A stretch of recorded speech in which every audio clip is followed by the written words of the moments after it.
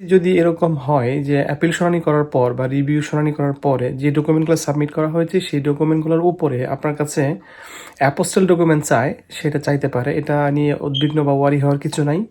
সেই ক্ষেত্রে আপনারা যেটা করবেন সেটা হলো যে যদি কোনো কারণে আপনাদের সমস্ত ডকুমেন্ট অ্যাম্বাসিতে সাবমিট করা থাকে, মূল ডকুমেন্ট নিয়ে যায়, সেই ক্ষেত্রে ওয়ারি হওয়ার কিছু নয়। আপনাদের কাছে যদি সেই সব ডকুমেন্টের স্ক্যান কপি অথবা পূর্বে অ্যাপোস্টেল করেছিলেন এই ধরনের স্ক্যান কপি থাকে অথবা মূল কপিও থাকে, সেখান থেকে স্ক্যান বা ফটোকপি করেও চাইলে আপনি বাংলাদেশে মিনিস্ট্রি অফ ফরেন অ্যাফেয়ার্স থেকে সেটাকে অ্যাপোস্টেল করতে পারবেন এবং অ্যাপোস্টেল করে সাবমিট করতে পারবেন। আপনারা একটা বিষয় মনে রাখবেন, যদি কোনো কারণে আপনাদের সমস্ত মূল ডকুমেন্ট আপনারা ইতিপূর্বে সাবমিট করে থাকেন অ্যাম্বাসিতে এবং পরবর্তী সময়ে অ্যাপেল রিভিউ বা রিভিশন শুনানির পর যদি তারা আবার নতুন করে অ্যাপোস্টেল চায়, সেই ক্ষেত্রে আপনারা চাইলে অ্যাম্বাসির কাছ থেকেও কিন্তু মূল যে ডকুমেন্ট রয়েছে সেই ডকুমেন্টের একটা স্ক্যান কপি আপনারা আনতে পারবেন। এই সুযোগটা আপনার কাছে রয়েছে।